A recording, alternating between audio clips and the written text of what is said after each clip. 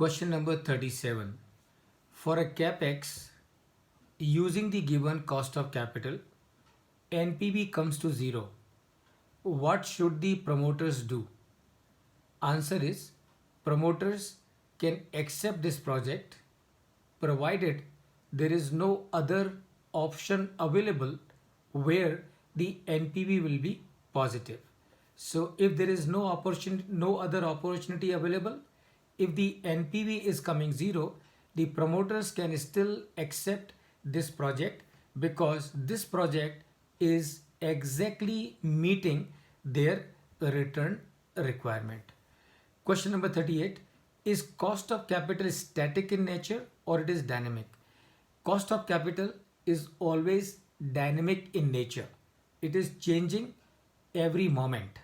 Okay, maybe difficult to say every moment, but it is changing from time to time. So cost of capital is not static. It is changing from time to time because your capital structure is undergoing a change from time to time. Not only your capital structure is undergoing a change from time to time, but your cost of capital of many of the sources is also undergoing a change from time to time. And these are the two variables that determine the cost of capital of a business. And as a result of that, cost of capital is not static in nature, it is dynamic. Question number 39.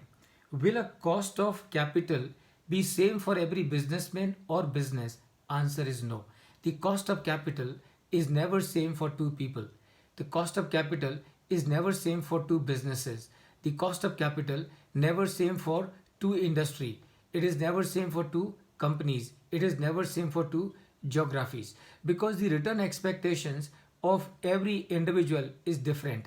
Since the return expectation of every individual is different, therefore the cost of capital will never be the same for every businessman or business. Say for example, between two brothers, Anil Ambani and Mukesh Ambani, if you go and ask them, sir, what is your expectation of return from a business? I'm sure the answer that Anil Ambani would give is not going to be same that the answer which Mukesh Ambani will give. So both of them will have a different number as far as the return expectation is concerned. So please remember, cost of capital is never same for all people, all businessmen and all businesses. Question number 40. XYZ's required rate of return was 15%. He had an opportunity where he was getting an IRR of 18%. So remember, his required rate of return was 15%. He was having a business opportunity where the return that he was earning was the return that he could have earned was 18%. He did not go for it as a better opportunity was available to him. Now what should be his reference rate for investment evaluation? Obviously now his reference rate for business evaluation is going to be 18% and not 15% because he had an opportunity of earning 18% in any case. So therefore, now if he has to invest his money anywhere, he has to earn a minimum return of 18%. Question number 41. Why do we discount the future cash flows? We discount the future cash flows so as to convert the future cash flows in terms of present value.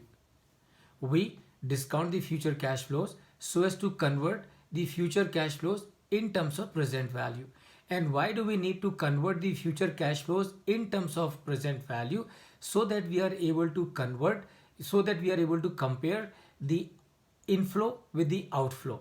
Because outflow is happening today, investment that we are making is happening today, and the money that we are receiving is going to happen in future.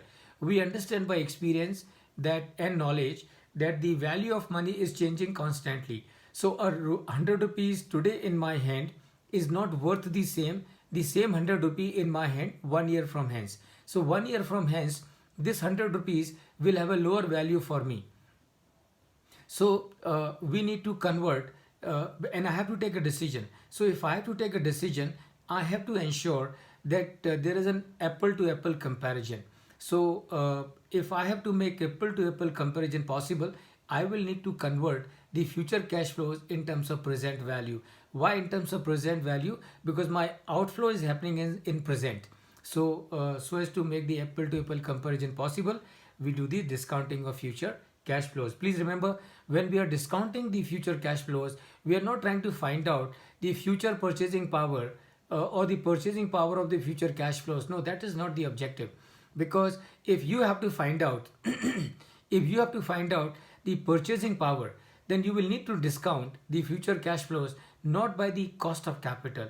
Then you will need to discount the future cash flows only by the amount, the rate of inflation. Question number 42. While discounting the future cash flows, what do we try to achieve? While discounting the future cash flows, what we are trying to achieve is apple to apple comparison. So we are trying to achieve apple to apple comparison possible so that we are able to take a decision. Question number 43. Is the purpose of discounting future cash flows is to ascertain the purchasing power of future cash flows? Answer is no. So when you are discounting the future cash flows, your objective is not to find out the purchasing power of future cash flows. Why? Because if you were to find out the purchasing power of future cash flows, then you will need to discount those future cash flows not with the cost of capital but with the rate of inflation. Question number 44. If value of money was to be constant over the years, will you still require to discount the future cash flows? And the answer is no. If the value of money was to be constant over the years, that means what the 100 rupee is worth today, if this 100 rupee is going to be worth the same for all the times to come, then I do not have to do the discounting of future cash flows. Then I just need to total the future cash flows and compare the total amount with my outflow, because value of both the money is same, and therefore there is no need to convert the future cash flows in terms of present value. Question number 45. If yes, then how will you determine the discounting factor? So if the value of money is going to be constant for all the times to come, there is no need to do the discounting. Since there is no need to do the discounting, the question number 45 becomes not applicable. Question number 46. Is it possible to find time value of money without COC, without cost of capital? The answer is no. The answer is no. If we have to find out time value of money, then we have to use the cost of capital. We have to discount the future cash flows by the cost of capital, without which we cannot find time value of money. What is the COCE? Is it same as COC or WACC? So COCE is cost of capital employed. COCE is same as WACC. WACC is the weighted average cost of capital. COCE is also weighted average cost of capital. So COCE is another name for weighted average cost of capital. Question number 48. What is return on capital employed? What is its relevance in measurement of business performance?